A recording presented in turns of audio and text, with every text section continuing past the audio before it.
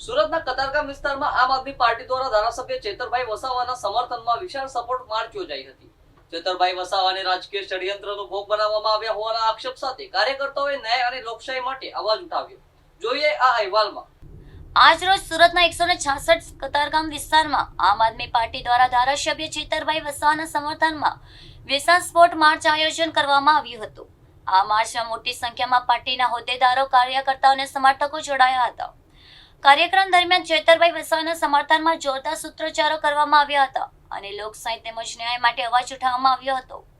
પાર્ટીના નેતાએ જણાવ્યું હતું કે ચેતરભાઈ વસાવા આદિવાસી સમાજના મજબૂત આવાજ તરીકે સતત લોકોના હકો માટે લડી રહ્યા છે। તેમણે આક્ષેપ કર્યો હતો કે ચેતરભાઈ વસાવાને ડરાવવા, દબાવવા અને રાજકીય રીતે નબળા પાડવાના અનેક પ્રયાસો કરવામાં આવ્યા હતા। આ તમામ પ્રયાસો નિષ્ફળ જતા ષડયંત્રના ભાગરૂપે તેમને જેલ મોકલવામાં આવ્યા હોવાનો પણ આક્ષેપ કરવામાં આવ્યો હતો।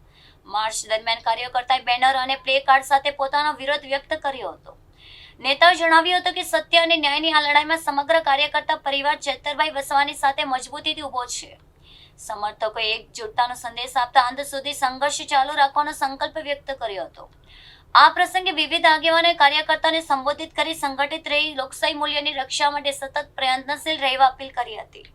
સમગ્ર કાર્યક્રમમાં તેનું ઉત્સાહભર્યું વાતાવરણ જોવા મળ્યું હતું। જે પુરાવા હજુ હાથમાં જ નથી મળ્યા, જે પુરાવાનું કોઈ ઠેર સબૂત જ નથી, જે પુરાવાનો અવશેષો પણ નથી મળ્યા, તો એ કલમ કેવી રીતના લાગી શકે છે? પુરાવા નાશ કરવાની જે આઈપીસીની 201ની જે સેક્શન છે, એ સેક્શનના આધારે કોઈને 7 વર્ષની સજા કેવી રીતના આપી શકે છે જ્યારે કોઈ પ્રૂફ હજુ હાલમાં એ લોકોના કબજે થયું નથી? બીજી વસ્તુ કે અમારે જે અમારે 9 જણ આરોપી તરીકે ગણાવ્યા છે, તો શું 9 જણના હાથમાં બંદૂક હતી? શું 9 જણ એની અંદર બંદૂક જે છે તે ફાયરિંગ કરવામાં સાથે હતા?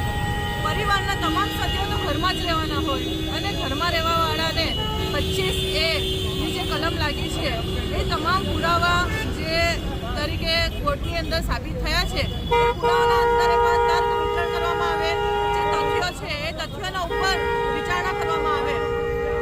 જે સેશન કોર્ટના કાયદા છે એ સેશન કોર્ટના પાયા વિહોણી આ જે જજમેન્ટ આવ્યું છે, જજમેન્ટ વાંચતા અમને એક વખત એવો વિચાર આવ્યો છે કે આની અંદર જજમેન્ટની અંદર જે પુરાવા મળ્યા જ નથી એ પુરાવાની અંદર કેવી રીતના આટલી મોટી સજા થઈ શકે છે? આ બીજેપીનો ખેલ છે। બીજેપી ડરી ગઈ છે કેમ કે નર્મદાની અંદર બોર્ડ બન્યું છે અને નર્મદાની અંદર બોર્ડ બનવા પછી આટલો મોટો ફેસલો લીધો છે કે જે ધારાસભ્ય છે એનું પ્રથમ એ લોકોનું ઇન્ટેન્શન છે કે એ લોકોનું જે સભ્ય પદ છે રદ કરવાનું। જો 2 વર્ષની 1951 જોવા જઈએ છે જોગવાઈ, તો એની 2 વર્ષથી વધુ સજા હોય તો આપણે જે સભ્યપદ છે એ રદ થાય છે અને જો સભ્યપદ રદ થાય તો એ લોકોનું ઇન્ટેન્શન જ એ છે તો જનતા કદા પણ આ વ્યવસ્થિત આ વસ્તુને એક્સેપ્ટ નહીં કરી શકે કે જનતાએ લાખો હજારો મત આપીને ધારાસભ્ય બનાવ્યા છે। જો તમે ઈચ્છતા હોય કે આ સભ્યપદ રદ થાય ને ધારાસભ્ય પદેથી નીકળી જાય તો પણ ચેતરભાઈ વસાવા હાર માનવાવાળા નથી અને તમામ જનતાને અપીલ છે કે ચેતરભાઈના સપોર્ટમાં આવે અને હાઈકોર્ટનો જે ચુકાદો છે, હાઈકોર્ટનો જે ચુકાદો આવશે કાલે હાઈકોર્ટમાં જઈ રહ્યા છે। હવે અમે સડકથી સદન સુધી નથી જવાના, હવે અમે સદનથી સુપ્રીમ સુધી જવાના છે। એટલે સુપ્રીમ કોર્ટ હોય છે, હાઈકોર્ટ હોય છે, એને એટલી નમ્ર અપીલ છે કે જે સેશન કોર્ટના જે ચુકાદા છે, જે કલમના આધારે ચુકાદા આપ્યા છે, આના ઉપર તર્ક વિતરણ કરે અને વકીલોની જે ટીમ છે એ ટીમને અમે લોકો વેટ કરીએ છીએ કે આ જે મુદ્દો ઉચકે અને મુદ્દો સારી રીતના હાઈકોર્ટ પણ તર્ક વિતરણ કરી શકે છે। જય હિન્દ, ભારત માતા કી જય।